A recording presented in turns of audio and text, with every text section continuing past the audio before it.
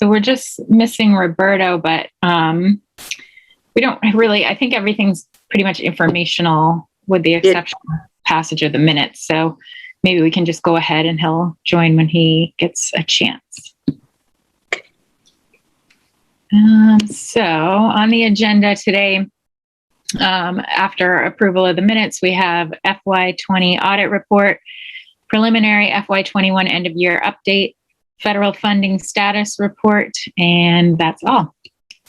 So I will just, I guess I can call for a motion to approve the meeting minutes of April 21st, 2021. I don't have the minutes included in my board docs packet, so I'm not comfortable making that motion. Okay, so I actually don't see the minutes either. So maybe we can table it and we can approve 2 sets at the next meeting if that's fine with you. I am. Hi Javier. Hi Roberto. Hi Emily. Okay, everybody's just joining us now. So we just kind of got started. We noticed that we're missing the actual minutes in the packet. So I suggested maybe we just table that and approve 2 sets of minutes at the next meeting.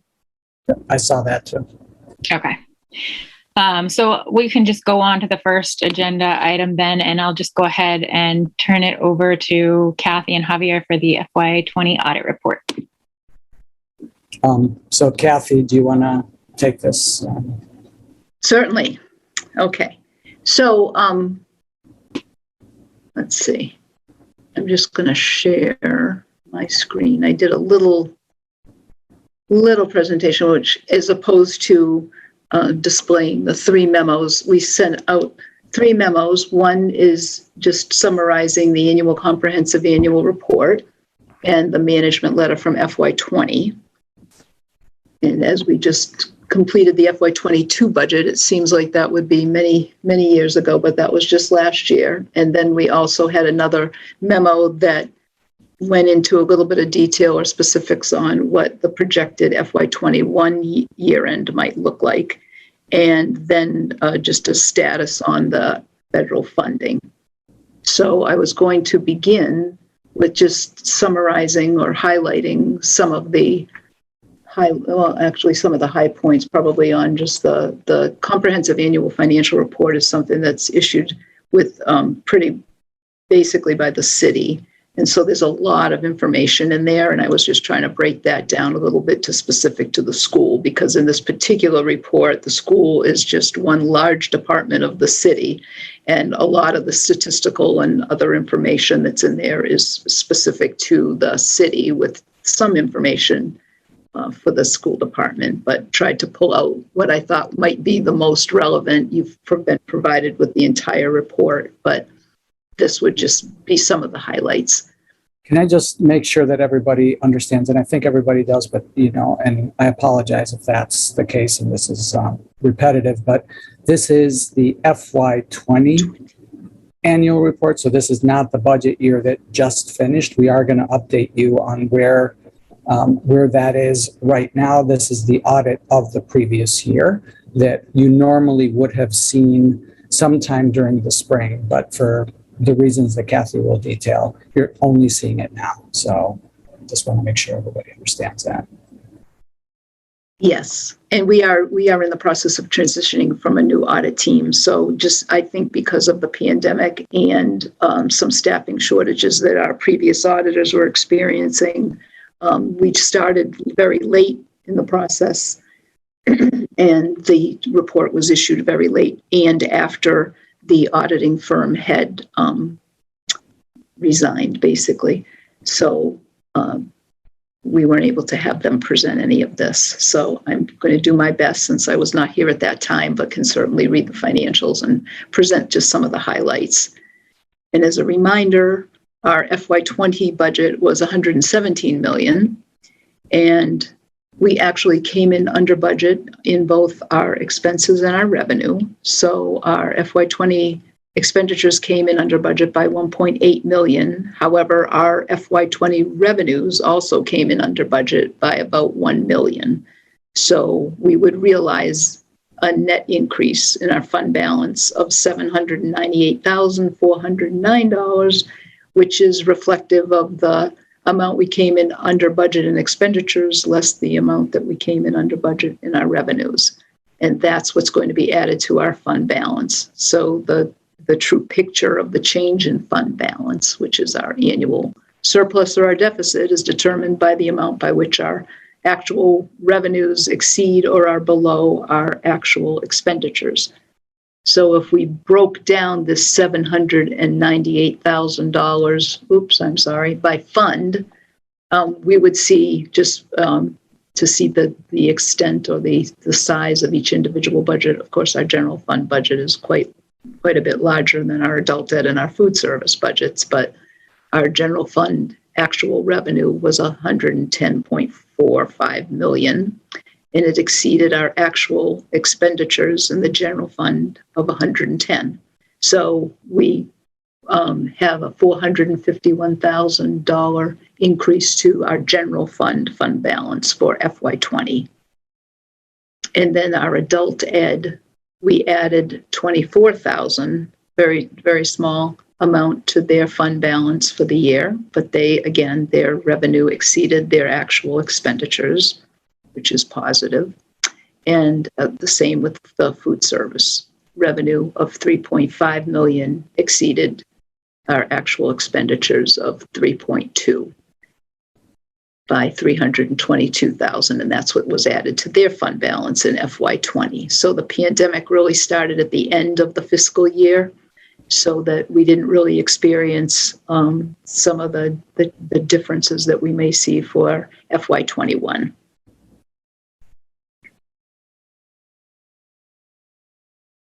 So then with those balances, those increases for the current year, I increased our general fund balance in total up to $7.9 million. And I'm showing down here the general fund breakdown for the general fund balance because the portion that we can really use, which is unassigned, is the portion that we concentrate on the most. That's the amount that we might be limited to having too large of a surplus by the state. And then we had $140,000 that's restricted for our career and technical education. By law, we need to restrict that amount. That's specific to the CTE. And we had an amount on the books. I don't know if you recall, we mentioned that a little bit, that we have committed for capital expenditures. We had $3 million. And we were in discussions with the city to make sure that that was an accurate balance, and found actually that about $2 million of that was should have offset capital expenditures in that year. And so that will be significantly less by $2 million for FY21. And then we had budgeted a $500,000 use of surplus for the subsequent year. And that makes up our $7.9 million. But when we talk about our fund balance, we're usually talking about the $4.2 million unassigned. Whoop, look at that. I skipped right over adult ed. Their ending fund balance at the end of FY20 was $151,869. And the food service fund balance was $1.1 million at the end of FY20. So, well, those are the highlights for the financial statements. I don't know if anyone had any questions on that, but I can go on to the management letter comments would be the next piece of this that was incorporated in the annual financial report. Any questions on fund balance? Not seeing any. Okay. So our FY20 management letter, we had a few comments. Oops, I'm sorry. I'm switching between mentions here, between the memos. So there are basically different types of errors that are considered more or less critical. And the material weakness is really the it just suggests that the purpose of internal controls, I should step back a bit, the purpose of internal controls is not so much that you prevent an error from occurring, but that if one does, you would be able to identify and correct it immediately. So in this case, a material weakness would suggest that a misstatement could occur. And if a material weakness remains undetected or unresolved, then a material misstatement could eventually occur in the financial statements. So the auditors have mentioned we had one material weakness that was more specific to the school department, but this does apply to both the city and the school, that related to the timely reconciliation of balances. So our account balances, particularly our balance sheet, this more speaks more specifically to like reconciling cash. If you didn't reconcile your checkbook for a year or two, you'd be in could potentially be in some trouble. So that's very important to make sure that the reconciliation of the balances are kept up to date. So we are actually in the process of hiring or filling our accountant and controller positions, which will ensure that those accounts are reconciled on a timely basis. We do this, but we haven't been able to do this on a regular basis. And we had one significant deficiency. So a significant deficiency is a deficiency or a combination of deficiencies in internal control over financial reporting that is less severe than a material weakness, but it's still important enough to merit attention and mention in the audit report. So the significant deficiency that the auditor cited related to the review of our purchasing card transactions to ensure that the card holders are adhering to the purchasing card policy regarding the proper usage of the card and submitting complete documentation. And again, with the positions that we're anticipating filling, those duties would be assigned to them to make sure that everyone's following the guidelines, and also to the extent that if we identify that those card holders who are not following the guidelines, that those cards would be removed for use from them. And then we had some other comments. And so the other comments are usually during the course of the audit, they identify there are other matters that are not a material weakness or a significant deficiency, but they're important enough to mention.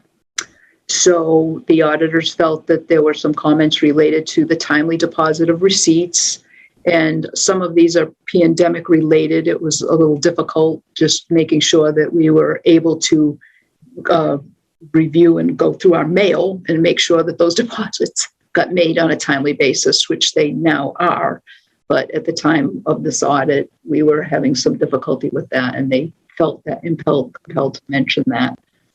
The school activity funds, there were some questions on just the stewardship and the related internal controls around that, which again related in part to the timely deposit of receipts and cash for the school activity funds. And hopefully with the addition of our staffing, when we get fully staffed, that would be also an area that we would be looking at. We currently do check in periodically with the school activity funds, but we're probably due for more of an extensive audit of those to make sure that they're following process and procedure.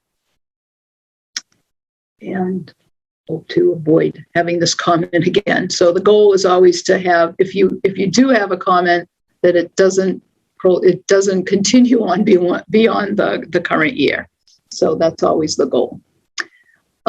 We also had a mention about accrued vacation. There were some excess balances where the maximum ceiling of what would be able to be accrued for vacation time should not be exceeded in the system. And I think that was part of the setup with the transition to the new accounting software. And now we have that in place. So there's a hard stop at what the excess balance is coded into the system, so that if someone exceeds that, they will not be able to have that added to their balance for accrued vacation. And they mentioned payroll supporting documentation and retention, same area of payroll where they were unable to find some of the documentation, or the documentation wasn't readily available to them for them to see. And we do maintain all the documentation, but I think we went from more of a manual system to an electronic during the pandemic. And so now we have a little more control over that and organization to it, and make sure that the documentation that supports any pay, any increases, any of that, anything that impacts the payroll is retained and able to be accessed quickly. And then journal entry approvals. So journal entry approvals are any account adjustments that are made by typically finance staff. And the goal on that is to make sure that anything that is, there should be oversight. So if anyone's making a journal entry, and so now I would review all the journal entries and approve the ones that are made by initiated by the staff. And if the staff initiate, I think the staff were initiating their own and approving them. And so now we make sure that we've got some oversight, that there's a check and balance in place. And a lot of these comments, as I mentioned, related to also the school, the city, which certainly doesn't excuse the school department, but that Roberto has a question. Go ahead, Roberto. Yeah, sure. I can wait if there's a pause for questions later on. I just wanted to not lose that I did have a question. But if it's specific to the management letter, anytime, I think that's fine. Yeah, if you don't mind, I think that'd be great. So first of all, Kathy, I appreciate that you were not here for this year, and so you weren't. So you're doing your best to look back at something that you were not involved in. So thank you for that. I appreciate the challenge in that. So I guess my first question is are there any penalties as a result of the delay in the audit? No. Okay. No. Okay. No, it's more of a personal and pride thing for the finance staff, specific to the finance staff, but to the organization as well, to just make sure that the fewer mentions, the fewer findings, the better. So it's always a goal to make sure that you don't see those more than once, and if you do, there have something catastrophic was more than likely occur. But the goal is always to have as few as possible. But there are instances too where we bring some things forward to the auditors so that they can also help us address them. So in those instances, they might also show up on the report. Okay. Yeah, and I was going to ask if any of these comments have come from previous year, but just to clarify, what I asked was, are because of the delay in getting the audit accomplished because of the prior organization that was doing it, I'm sorry, was not able to finish it. Are there any penalties because of the delay that was caused? That's what I meant. No, there aren't. And I think that, there may be in a normal year, but in the pandemic year, there was nothing. Okay. And then to your point, were any of the comments in this management letter also seen in previous years? Like, have we failed to prevent them from coming up? I am not 100% sure on that. I can weigh in on that. I know that the school activity fund finding or comment is a recurring one. It's been there almost every year, if not every year that I've been here, and it's not that's one that I know shows up. I don't think any of the others. The timely deposit of receipts, is that athletic receipts, or is that a separate one? The timely deposit of specific to the school activity funds, I think they're saying that money needs to go into the bank more frequently as one of the concerns there. But the timely deposit of receipts just relates in general to the general receipts, the money that we receive from the state or from any revenue sources, grants. We get checks in occasionally, and so that those need to go into the bank relatively quickly. I also will say, I don't think that in my time here, we've had a material weakness before. We have had occasionally a significant deficiency. And the comments, the one that is a recurring one is the school activity fund.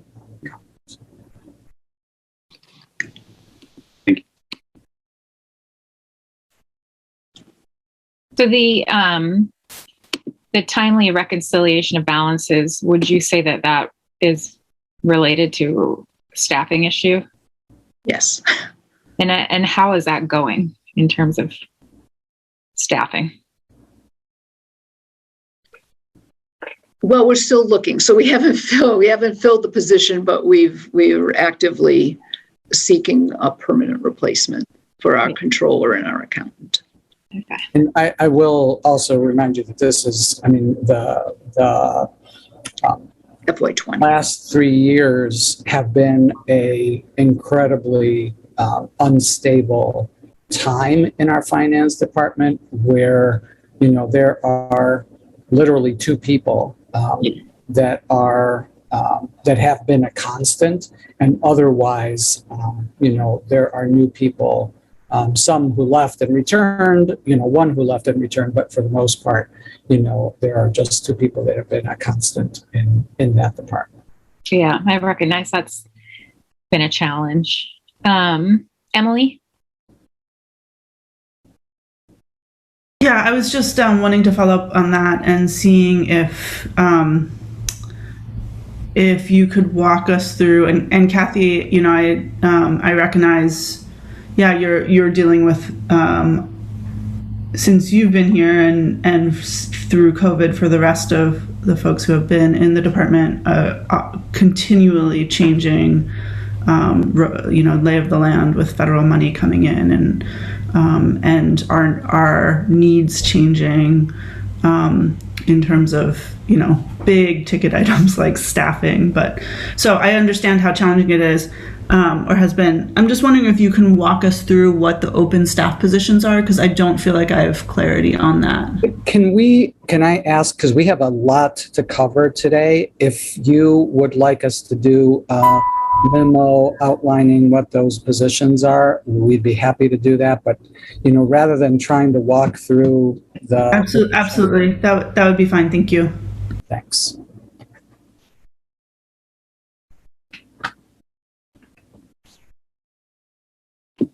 Anything else on this slide? I don't see any, so we can move on.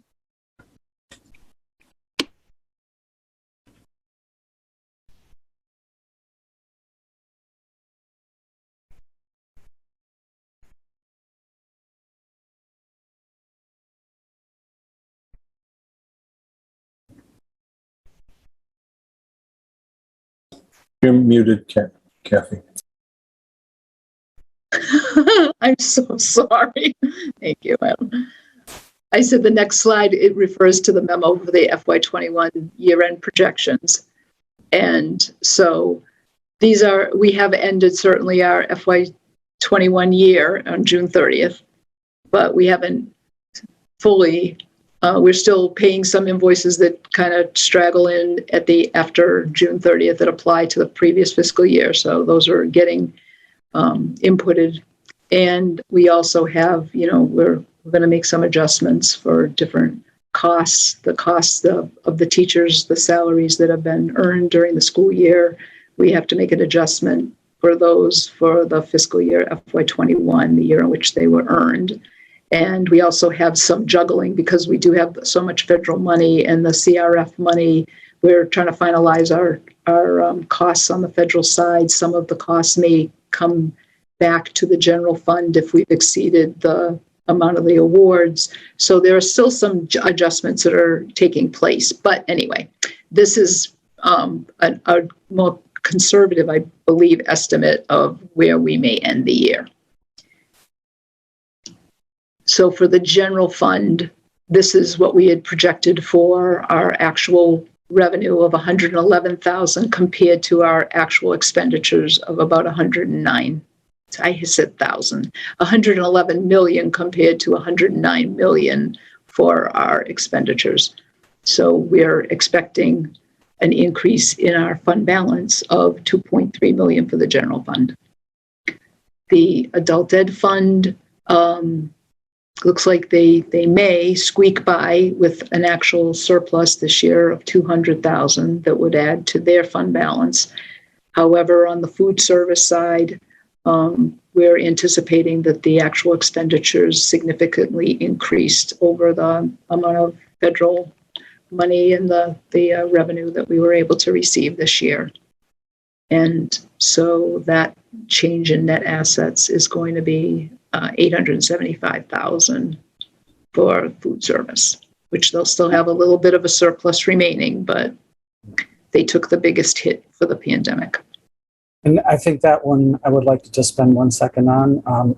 Last year's expenditures were about $3.2 million, but revenue was somewhere in the neighborhood of $3.5 million. So that's that they actually had the surplus. And so you can see that the revenue, which is the, how much we get paid for the meals that we served, dropped dramatically because we served dramatically fewer meals, and our expenditures did drop some, because we were buying less food, but our, most of our costs are associated with personnel. And so those costs remained fairly constant, and thus, that very small deficit. And then, Kathy, I also had a question. When you talked in one of the previous slides about the fund balance, that does not include whatever would get added from this amount. Is that right? Correct. Yes. I'm going to go into that in the next slide, though, to show what the fund balance would look like if these projections are close. Thank you. So the general fund would increase to 8.1 million in their total fund balance, of which 6.3 would be unassigned. And adult ed would be 352,000. Their fund balance would increase by the roughly 200,000 if that projection is accurate. And food service would go from the 1 point something million down to 300,000. Because of their deficit this year.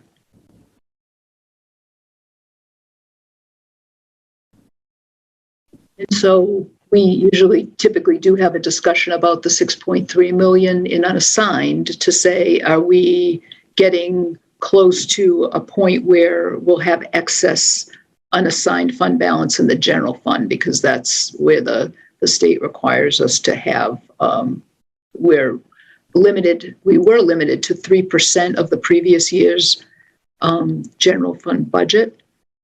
But because of the pandemic, they're allowing us to increase that to 9%. So 9% would be roughly 10 million. So we don't risk the which is great. It allows us to build our fund balance, which will also be very beneficial when the federal funding stops. We'll have been able to build that up and not lose any of that. Although the state has communicated they have never reduced our EPS, our subsidy by any excess, but they are able to. But they have not done that. But anyway, they did. They just recently raised that. They passed a bill that allowed the increase to go up to 9% for I believe it's the next 4 years, and then it goes to 5%. It won't go back down to the original 3%. So that's going to help significantly. That's a great thing. Is that 5% going to be permanent after that? I don't know. It doesn't say. It sounds like it is. It sounds like it's going to go for the 4 years. It'll be 9%, and then it goes to 5%, unless they do anything to revise that. Are there any questions on the fund balance? I'm not seeing any hands. Okay. And then the last memo that was sent out was on the federal funding update. And I can't really fit all that information on a slide, but I can bring over that memo when we get to that area. But basically the memo highlights that what the funding sources were and the periods of allowability, so how long we have to spend the money for each revenue source, and I'll bring that slide over in a second. It talks about some related notes which address the various aspects of the different funding. And then I'll show you the schedule, which includes the award amounts and how much we've spent to date or we've committed, and any remaining balances. And then we'll talk about the SRF monies too. But I think I just wanted to highlight primarily that the CRF purchases, we wanted to talk about, why don't I do that now? Why don't I show you the memo, because this memo is not that large. Bring that over here. This memo shows the funding sources. We received $41 million from various sources here, and these are their periods of allowability. So the CRF money was ending this year, 6/30/21. And then we've got the SRF 2, actually the SRF 1, which is still ongoing. We've got the SRF 2 and the SRF 3 that go until 2023. And I believe the SRF 3, the Tidings Amendment, if that extends, that might extend it an additional year if that's approved.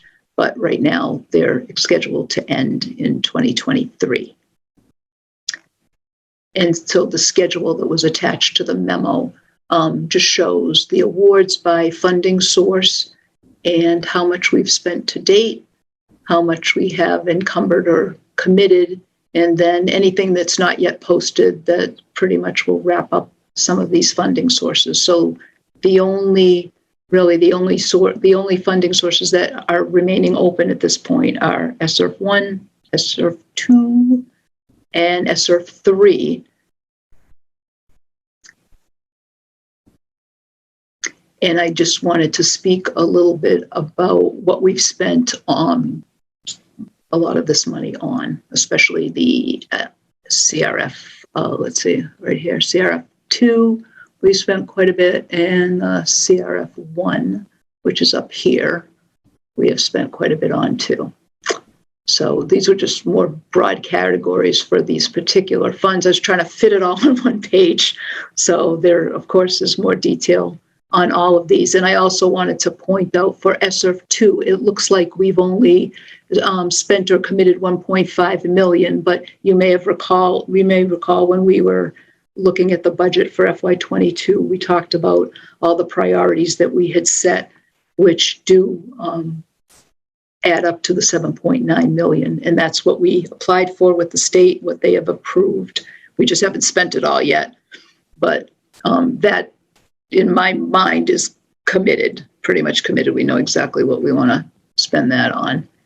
The SRF 3 we have not applied for yet, and that's part of the public participation in that whole process that will occur for the SRF 3 funds. But we have committed some of that for our fall reopening. So on the, go back, let me take this, if I can take this away.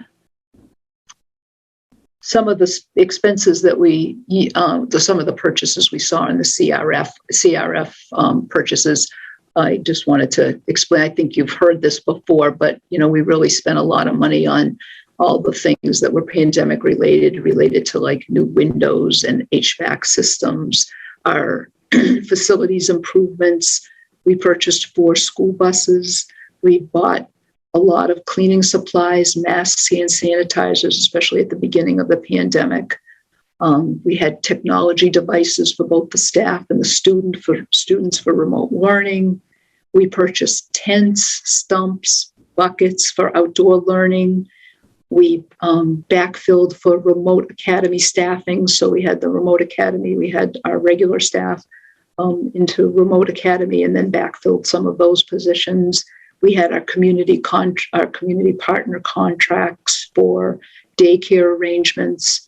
We had storage containers. We bought some two-way radios for outdoor communication and coordination. A lot of additional instructional supplies where we weren't allowed to share. They could no longer share supplies. And we had individual packaging for food, those types of things. So in looking at some of it's a little difficult to look at some of the detail. We purchased a lot of things from Amazon. So you see a lot of Amazon purchases, but basically that's what we use the bulk of that money for, and continue to use. The SRF2 is more about recovery, learning recovery, and social emotional recovery. And the emphasis has transitioned a little bit. I mean, it's kind of ebbs and flows here, but from the safety and sanitization of everything to and remote, just in the social distancing aspect of it, to now trying to recover. And Kathy, where did the summer school activities this year get funded from? So the summer school activities got funded from SRF2. So we're still spending those funds. So that was all part. We had a large summer school program budgeted for SRF2.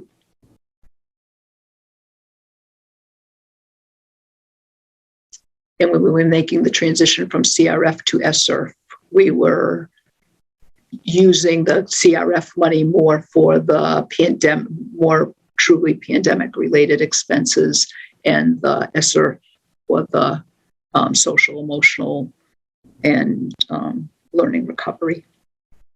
And how are we accounting for the fact that we are funding custodians out of the general fund?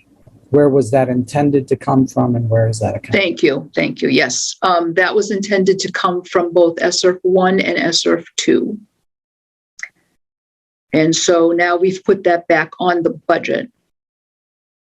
It doesn't mean that we have to put the costs back on the budget, but back in local. But we have discontinued that, so all the costs will now be transitioned back to local, and we have that availability of that funding. So that's about.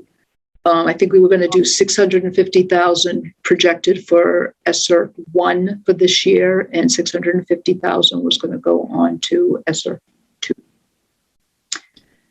And then continue on for FY23. So it's roughly $2 million in SRF 2 funding that will be available, even though it doesn't show on that. Yes. I see Roberto has a question. Go ahead, Roberto. Thank you. Just wanted to follow up on the summer programming expenditures. So we had some constituent ask for a little bit of detail on how those federal funds were spent. So if it's possible to get a chart similar to what the table that we have to show the summer programming expenditures. The best that I found was one of the slides from one of our presentations when we talked about the summer programming. But at that time, we didn't have, I think, the information that we have today as far as those specific funds. Yeah, and we don't have that detail at this point either. We are in the process of still settling out the expenses for the summer, so it will probably be a couple months before we are ready to do a full report to the board with those expenditures. Perfect. Any other questions on this part?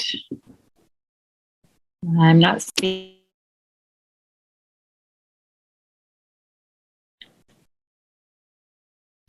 You're muted. Are you meant to be, or Anna? I meant to say I don't see any questions. Okay. So I also wanted to talk about the plans for SRF 3. So I think it's important for the Finance Committee to understand where we are in that process. As you saw, there is a significant amount of money that is currently unallocated for ESSER 3. We know that we're committed to a similar level of expenditures as we've had this summer in the, in at least the next 2 summers, so the summer of 22 and the summer of 23. And as Kathy mentioned, should the funding be extended beyond that to 24, it could extend into to the summer of 24. We also, as you saw, have a certain amount of expenditures for this coming year that we are at this point allocating to ESSER 3. So those are the expenses for us to be able to reopen school, additional staffing, things along those lines. My stated sort of intent and strategy around this is to first get us to a point where we open school and can fully account for everything that we need to fund this year out of that, and then come back to the board with a plan and, starting a discussion with the board about how to go about making decisions for that, for the use of that money.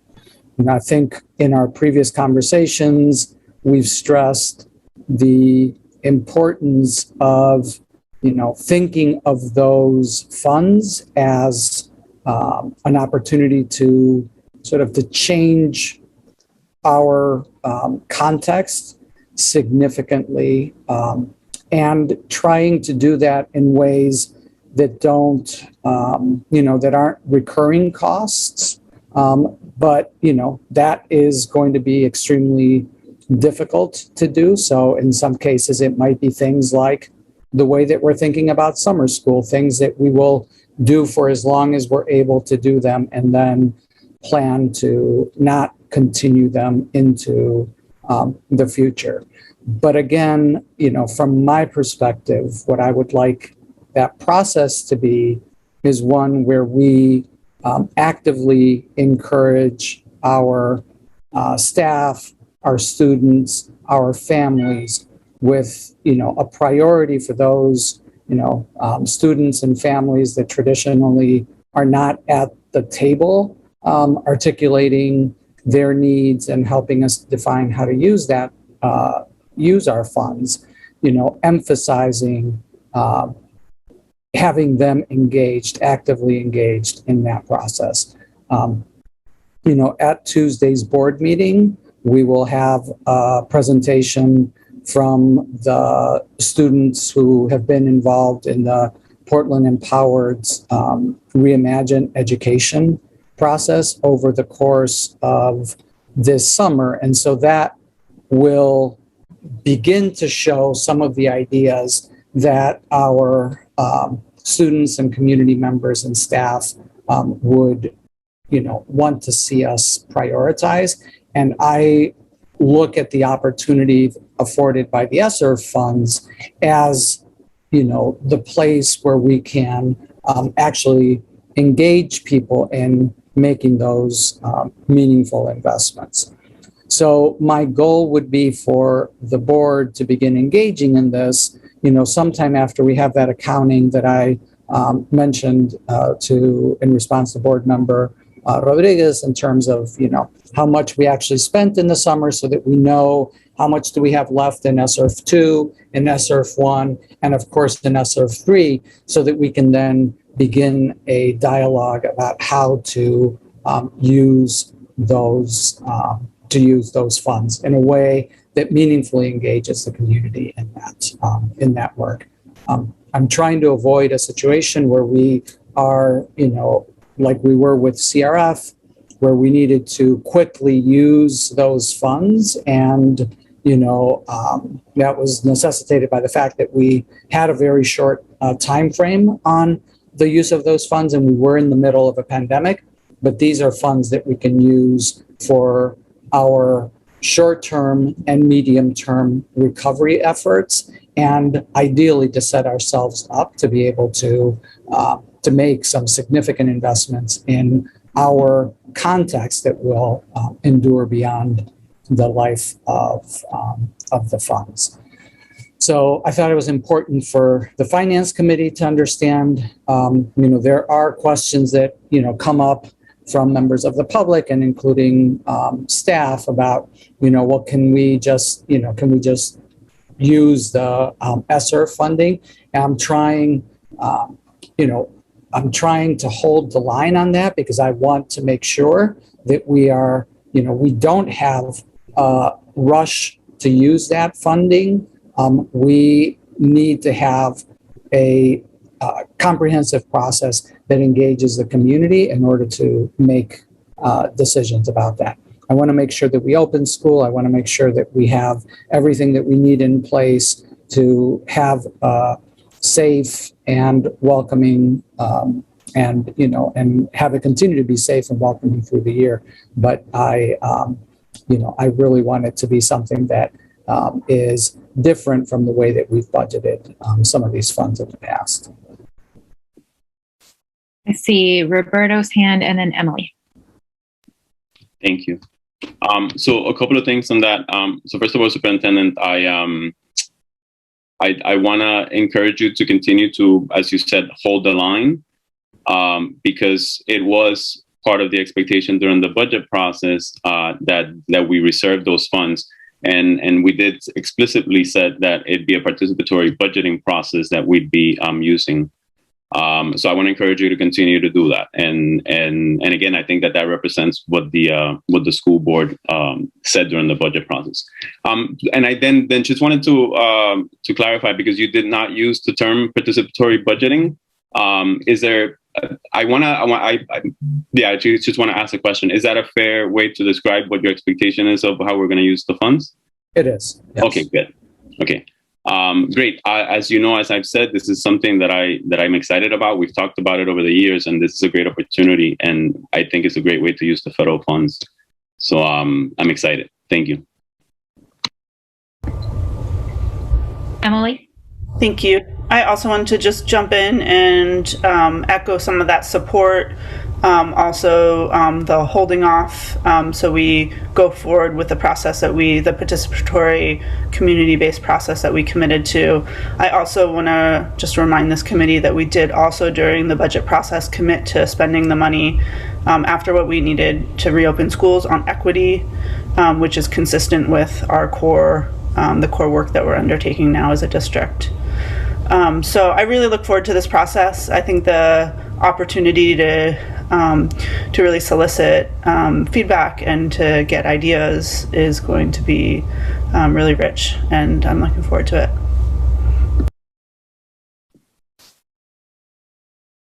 Adam? Yeah, thanks. I wanted to speak both to the review of the audit. Kathy, thank you for walking us through that. And I was mostly quiet because I was observing, because this is the first time I've been on the committee during a report on the district's audit process. So I was just trying to learn and follow along. So I appreciate that. And while it's not the more exciting side of our conversation, and it's easy to get excited about what might lay ahead with the participatory budgeting, I'm glad to hear about the sequencing. Makes sense in terms of what we need to get through before we open that up. Glad to hear it'll still be participatory. I'm really looking forward to the presentation on Tuesday, and I'll say that it sounds like we may need to do some language setting about what equity means in this context, because it could be said that by centering it in the voices and preferences of those that you described, Javier, that is equity-centered approach to budgeting, but there could be also other interpretations. So that might be just when it's time, a appropriate conversation for this committee or others to have, just so we're all on the same page about what we mean when we say participatory budgeting and focusing on investing in equity. I agree. I think this is what was kind of expected. I think when we were talking about the budget, we were kind of talking about doing this participatory budgeting, although it was sort of, I think, maybe not in the forefront of everything that we were discussing.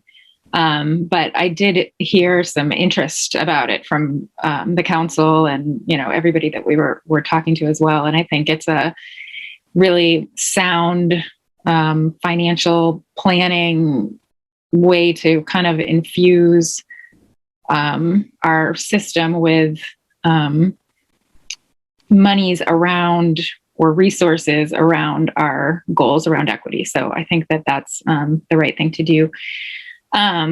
And I think I thought it was kind of interesting as I was listening just to this conversation about kind of how we talk about it and how I think it would be helpful for us to be, and it'll probably come as we get into it, but just to be able to talk about it with our constituents, because I do think, I have heard one sentiment out there that, oh, you have, all this money just sitting there, like, what are you going to do with it? And so to be able to kind of concisely talk about our plan for participatory budgeting is helpful, I think.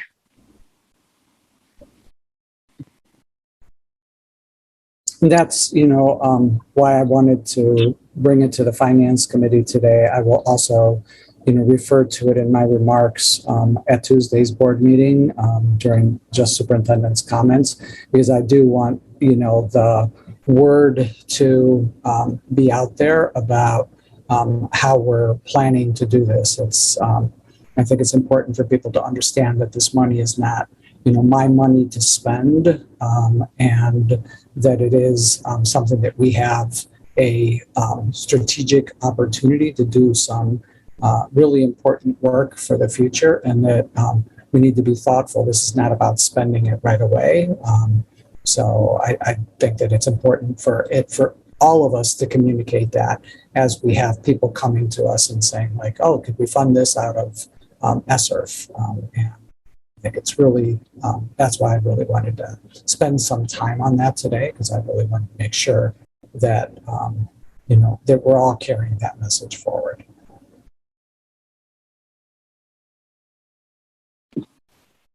Anything else on this? I don't see any, so I think we're all in broad support on that.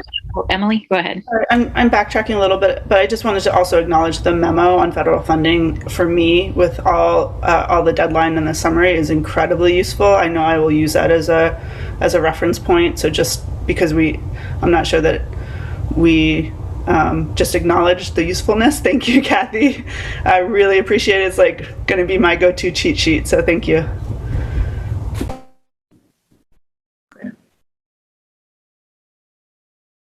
Roberto. Just Emily made me think of a question. I know it's hard to probably give an estimate at this point, and you might not even feel comfortable. Any idea of what that final amount would look like, or a ballpark figure for what we'll be looking at?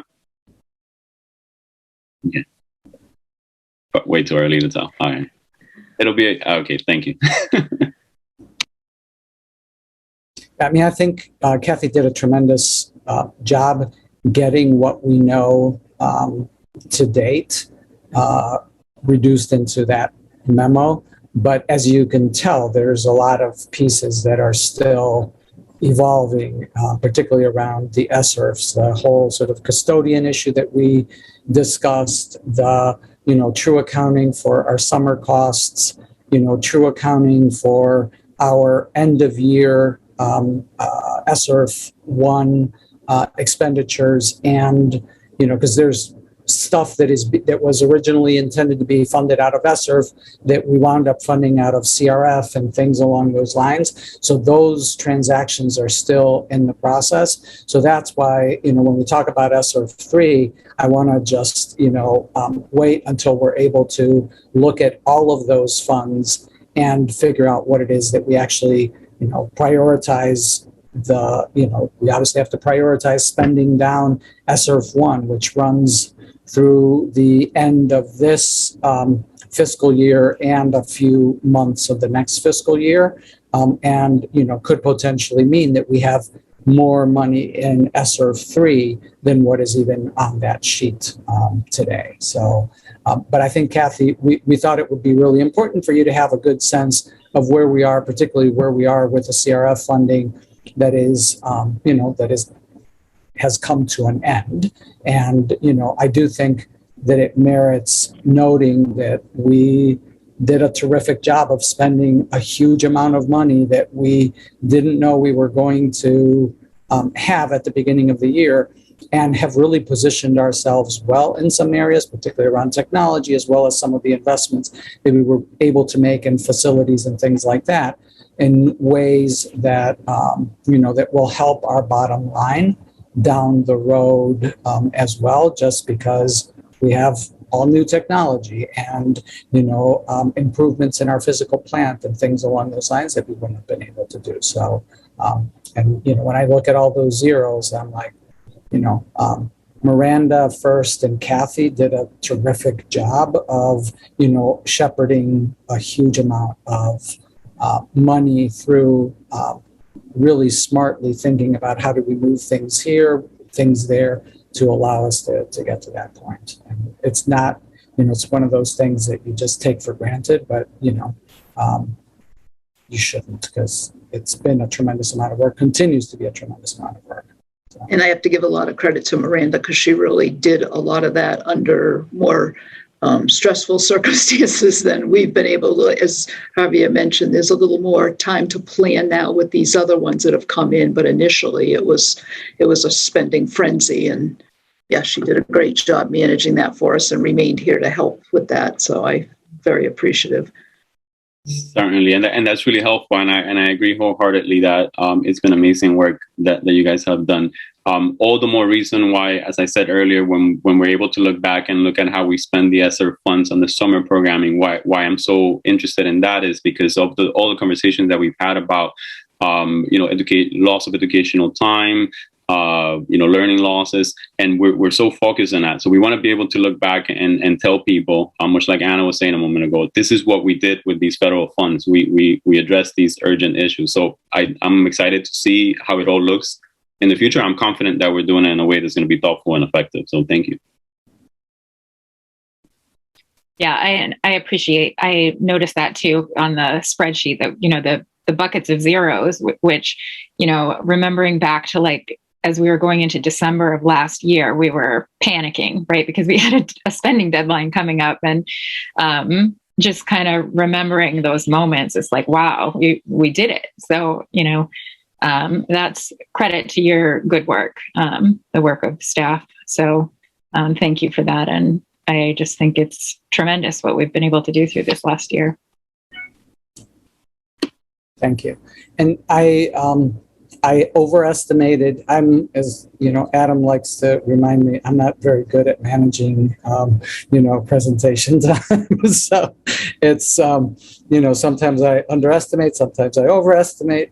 This is one of those. So Kathy, if you want to do a quick update for the board on staffing in your department, I think we definitely have time. And I'm not trying to cut off questions that you may have or any other comments, but it's, it looks like we've got a little bit of time that we could use for that and save ourselves a moment. So, okay. So we have a couple open positions. We have an accountant position, or one that I'd like to rename accountant. We really need some accounting expertise in the department. We don't necessarily have as much as I would like to do things like reconciliations and those types of things. And we have a controller position that's open. And the controller position is really like my right hand to do a lot of the operational side, but just try to keep ahead of any ongoing issues and make sure that the staff is in line with any policies and practices and best practices and all those types of things. So we're currently looking for each of those two positions. In the meantime, I do have a temp that's come in to help with the accounting to prepare for the audit, because the audit's coming up September, October, and we want to reconcile accounts. And so that's what I've brought that individual in to assist with. And then we're currently looking for the controller position. And that may take a bit of time. For some reason, and maybe it's just because the unemployment benefits are continuing, but it's very difficult to find help, or just nationally.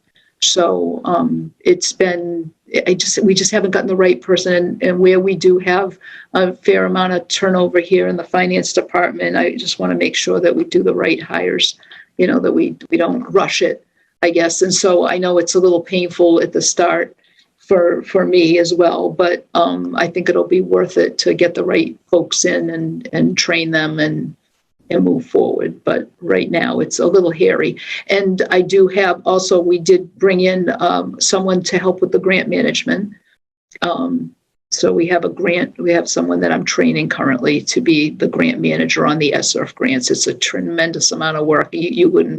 You probably wouldn't think on face value that it would be, but it really is. And so there's a lot involved with that, and just trying to bring them up to speed with all the projects that we talked about and during budget and the priorities and those types of things, so that they can help manage the money. And we're holding them, right to the letter of the contract. We're making sure contracts are all signed. We're making sure we cross all our T's and dot all our I's. We don't have a huge rush to get this all spent, even though, staff's kind of anxious. We're trying to be as supportive as we can and provide as best, customer service as we can. But we're also just making sure that we don't have a lot of questions coming back from the state or, from an audit later on, because I think this will all play out later.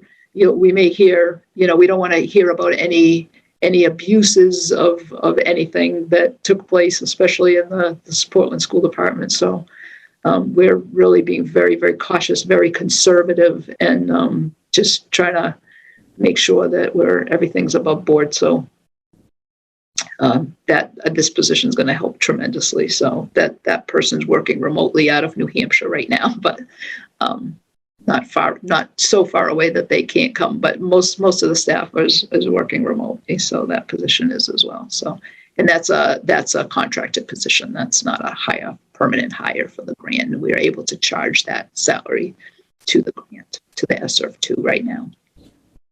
But the positions are posted for the accountant and for the controller or controller. Well, keep us posted if there's anything we can do to, clear roadblocks or anything. I know that hiring right now is a huge for everyone. It is. Everyone's looking for good people, and everyone's looking for people. It seems. I don't know where they're hiding, but they're maybe everyone's just staying put. Maybe people that have lost their positions are staying until the unemployment, reverts back. I don't know, but if you know of anybody, let me know. My eyes open. So, Emily, do you think that answered most of your questions? Do you want to know like all the staffing that we have, all the staff positions that we have here, or?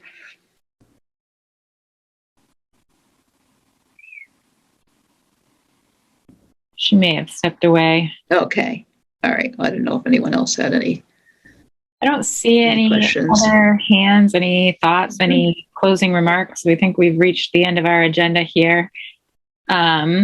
The only other thing is upcoming meetings. So we'll just continue with our, second Thursday next month?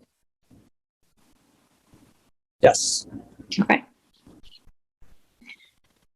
Okay, well, if that's all, then I guess I can call for a motion for adjournment. Roberto, seconded by Adam. All those in favor? It's unanimous. We're adjourned. Thank you all. Thank you. Good night.